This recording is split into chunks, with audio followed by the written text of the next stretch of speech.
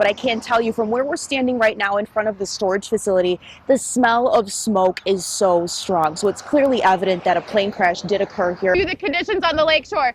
We are right off the beach right now, but we first wanted to talk about these trees. Some of them are bending with this wind. But I will say this morning, the only thing we're seeing that is concerning are the drivers driving down here on Ottawa Avenue. A lot of them are rolling down their windows and basically instigating fights, recording supporters from both Sure and Loyola sides. But this is so heavy.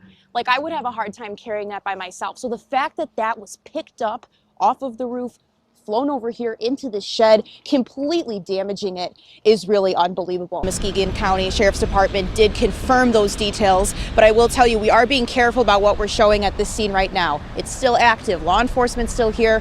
Caution tape is still up, but it does appear there is a body in the parking lot. And maybe for people watching at home who maybe think, well, these guys have a job. Why aren't they fortunate enough for that? You know, why do they need to unionize? What do you say to those people? Good morning to you both. Well, we're live in Byron Center on 84th Street right now. That's where all traffic is being diverted right now. That's traveling southbound on US 131 to 146th Street. And I've got to tell you, like Dave said, it's a mess over here, just to be honest. And we're live here at Robinette's this morning talking all things cherry season and how you at home can come here and maybe bring home some of these guys. Fernando Ramirez has called the U.S. home for more than 37 years. This past September, Ramirez, a truck driver, was arrested by ICE agents at an Indiana way station. And when I asked why, they said, oh, because we can now find you on the system. Ramirez was arrested for not having legal citizenship, despite having a work permit. I got a work permit for 5 years, and I've been getting renewing every year since 2008. How you cannot find me? They did not say anything else. They just took me. After his arrest, he was sent to the Broadview Detention Center in Illinois. Almost 24 hours in Broadview, without sleep and barely, eat, and no water, in a disgusting place. After 2 days, he was sent back to Michigan to the North Lake Processing Center in Baldwin, one of the largest ICE detention centers in the country, owned by the Geo Group. Not normal, but I feel like sick. Ramirez is diabetic, and he says he did not receive his insulin the first 2 days in detention. So they tell me they don't have it. They have to order it. I said, wait a minute, I bring my own medicine. During those 2 days, he grew sick. That's when his daughters, Samantha and Naomi, stepped in.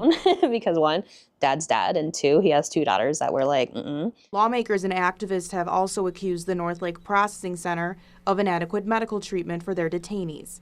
Last month, 56-year-old Nenko Ganchev, a Bulgarian national who had lived in Chicago for the past 30 years, died at North Lake. His family says Ganchev did not receive medical attention for his diabetes. In a statement, ICE said that Ganchev died of natural causes. But Michigan Representatives Haley Stevens and Hillary Skolton are demanding another investigation into his death and the accusations of inadequate medical treatment for detainees. Ramirez says he's witnessed guards neglecting medical attention. He says his daughter called him, alerting him that one detainee wasn't getting the proper amount of insulin. He couldn't speak English, so she asked Ramirez to help. He told me what cell, and I went up there and took a look. He was dying. Ramirez said he informed the guards that there was a medical emergency. No medical came over. Lieutenants came first. And that's when I got mad. I said, what are you guys doing here? Medical should be here first. He goes, no, we have to take a look first. I said, not necessary. This is an emergency. He said he attempted to help the man, but guards stopped him. And I asked him, somebody needs to help him. He can barely walk. And I tried to help, and they not allowed me either. After witnessing this treatment, Ramirez said he believes that the health of the detainees that couldn't speak English were being ignored. So he took it upon himself to help. Because a lot of people started gathering next to me, because we help each other. He asked guards and nurses in English to check up on certain inmates who were having health issues. If you do not speak English, they're not going to pay attention on you. Naomi and Samantha made sure to call and visit Ramirez to support him through his time at Baldwin. Having my dad in there was making sure he had the proper care, advocating for him, and making sure they knew that he wasn't alone. Like, he wasn't just this random guy that they took, like he has family. To save him? Which led them to do the same for detainees Go, Nina, go, Nina. who didn't have family to advocate for them. But I know that there's lots of people in there who are in the same situation, and I want to be able to give them as much support as I can. That video you just saw was Ramirez reuniting with his family after he was released from Northlake. Now his daughters Naomi and Samantha started their own organization to help families across the country reunite with their loved ones leaving Northlake. We'll have more on their story next week. In the newsroom, I'm Erin Sullivan, 13 on your side. We're lawmakers. We need to also roll up our sleeves, as we have done, for the safety and security of our country, of our state of Michigan. U.S. Congresswomen Hillary Scholten and Haley Stevens, both Democrats, conducted a congressional oversight visit to the Northlake Processing Center Tuesday morning. We wanted to come here today and follow up and see for ourselves. There are 1,500 individuals from across the state and the Midwest region that are held here at this facility, the vast majority of which are men, 100 or so women. In addition to touring the facility and talking with a small group of detainees, the lawmakers are also attempting to find out more about the death of 56-year-old Nenko Ganchev, a Bulgarian national who died in the Lake County Detention Center. Ganchev's family in Chicago accused the GEO group of not providing adequate medical treatment to Ganchev, and that accusation is just one of many. In January, we sat down with the former detainee at the Northlake Processing Center, Fernando Ramirez. He told 13 on your side that he's witnessed guards at the detention center not providing medical treatment during emergencies. No medical came over. Lieutenants came first. And that's when I got mad. I said, what are you guys doing here? Medical should be here first. After hearing about his death, Stevens and Scholten requested that Secretary of Homeland Security Kristi Noem and Acting ICE Director Todd Lyons investigate Ganchev's death. They said more than 100 detainees wanted to speak with lawmakers, but they only spoke with 4. We did get the visit cut short from, by an hour, which was frustrating. Both Scholten and Stevens said that they learned how detainees are processed into the facility once they arrived. They also discussed medical exams for detainees, conditions, and a need for transparency. They said overall, the facility appeared clean and orderly. And while most of their questions were answered by staff, the lawmakers weren't satisfied. There are unanswered questions around Mr. Ganchev's death, and his family and his loved ones and people who have been, frankly, impacted or touched by his life story.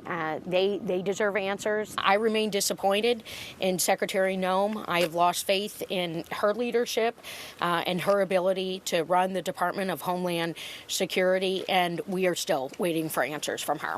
Now, our crews weren't allowed inside, but Stevens and Scholten did tell us that they'll be following up with detainees that they spoke with to make sure they're not retaliated against. For now in Baldwin, I'm Erin Sullivan, 13 on your side. At 17 years old, Jakob Chapman could have only dreamed of being a collegiate athlete. Basketball's been good so far. We've had a great season. We're wrapping up. He's now a forward on the GRCC men's basketball team. We started 5 or 10 games as a freshman, which does not happen very often. Something he didn't think was possible. 2 years ago, when he was just a junior in high school, Chapman suffered from a concussion. While recovering from his injury, the unthinkable happened. From what I know is I collapsed at dinner. His father, Chad, thought Chapman was just choking, but soon realized. At this point, he noticed I'm like black and blue. So he starts doing chest compressions and then yells to my mom so she can call the paramedics. Chapman went into cardiac arrest. He spent the next week in a coma. Jake was hospitalized, sedated, and placed on a ventilator with uncertain brain activity. And once he woke up, he had to relearn everything. But my goal was to get back during that fall for my senior year and play, and I kind of let him know. So it's Mary Freebed, and there wasn't really as much as I could do, like weightlifting and stuff there, but they helped me get to that part where I could go to school and start, get back to working out with my team. For months, he was in outpatient rehab at Mary Freebed. Doing baby steps, like when I got home, it took me probably 5 minutes to even open a piece of mail. After 2 long years of rehab, Chapman is back on the court, and he owes it all to his father. He's the one who actually kept my heart going, because at this point I was dead.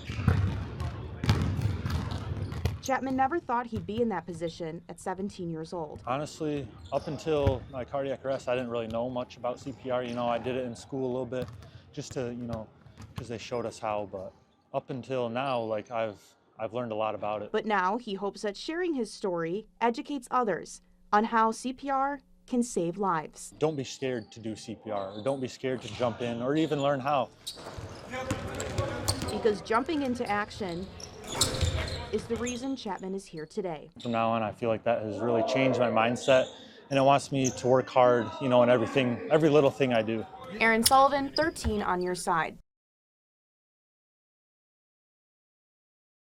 The U.S. Marshals Fugitive Task Force is asking for the public's help with finding a man wanted for shooting at Muskegon Township Police. And we're following another breaking story right now. The Michigan Economic Development Corporation is pulling its funding for Goshen. And former University of Michigan head coach Sharon Moore is now facing 3 charges, including home invasion and stalking.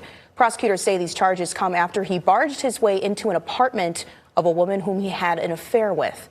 And the trial of Christopher Schur, this is a case we've been following very closely, resumes again tomorrow morning. And those warmer temperatures have us itching to get out, plant our flowers and vegetables, but is it safe yet? The Michigan State Police captain finished his goal to run 50 marathons in 50 states for over 50 months.